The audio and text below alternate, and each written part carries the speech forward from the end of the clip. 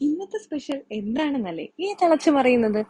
നമ്മുടെ സ്വന്തം ഏത്തപ്പഴ പുളിശ്ശേരി. അതെങ്ങനെ തയ്യാറാക്കുന്നത് നോക്കാം. അതിനായിട്ട് ഞാൻ നല്ല പഴുത്ത ഏത്തപ്പഴം എടുത്തു വെച്ചിട്ടുണ്ട്.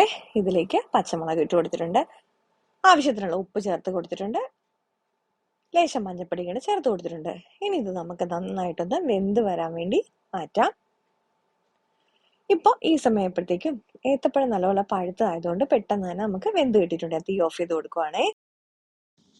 ഇനി നമ്മുടെ പുളിശ്ശേരിക്ക് ആവശ്യത്തിനുള്ള തൈര് എടുത്ത് വെച്ചിട്ടുണ്ട്. ഞാൻ അതിലേക്ക് ലേശം ഉലുവാപ്പൊടിയും ലേശം മഞ്ഞൾപ്പൊടി ഇതിലും കൂടെ ചേർത്ത് കൊടുത്തിട്ടുണ്ട്. എന്നിട്ട് അത് ഇതുപോലെ ഒന്ന് മിക്സ് ചെയ്തിട്ടുണ്ട്.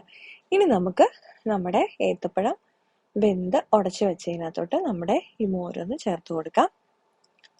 നമ്മൾ മോര് ചേർത്ത് കഴിഞ്ഞാൽ ജസ്റ്റ് ഒന്ന് ചൂടാവുകയേ ചെയ്യാവുള്ളൂ, അല്ലാതെ തിളപ്പിക്കരുത്. ഇതുപോലെ ഒന്ന് നമ്മുടെ ചട്ടി ഒന്ന് ചൂടായാൽ മതി. എന്നിട്ട് ചട്ടി അടുപ്പിൽ നിന്ന് മാറ്റി വെക്കാൻ ശ്രദ്ധിക്കണം കേട്ടോ, അല്ലെങ്കിൽ അത് വീണ്ടും അതിനകത്തിരുന്ന് തിളച്ചു പോകും. ഇനി ഞാൻ ഇതിലേക്ക് നമ്മുടെ കടുവറയൊന്നും ചേർത്ത് കൊടുത്തിട്ടുണ്ട്. കടുക് താളിക്കുന്ന സമയത്ത് ലേശം കാശ്മീരി ചില്ലിയും കൂടെ ചേർത്താട്ടോ ഞാൻ കടുക് താളിച്ചത്. ഉണക്കമുളകും അതുപോലെ തന്നെ കരിവേപ്പിലയും കൂടെ ചേർത്ത് താളിച്ച് ഇതിലേക്ക് ചേർത്ത് കൊടുത്തിട്ടുണ്ടേ. അപ്പോൾ എളുപ്പം തയ്യാറാക്കാവുന്ന നമ്മുടെ ഏത്തപ്പഴ പുളിശ്ശേരി തയ്യാറായിട്ടുണ്ട്. എല്ലാവരും ഒന്ന് ട്രൈ ചെയ്ത് നോക്കണം. ഫീഡ്ബാക്ക് കമന്റ്സ് വഴി അറിയിക്കണം. ലൈക്ക് ചെയ്യാനും ഷെയർ ചെയ്യാനും കമന്റ് ചെയ്യാനും മറക്കല്ലേ. നാളെ മറ്റൊരു വീഡിയോ ആയിട്ട് കാണാം.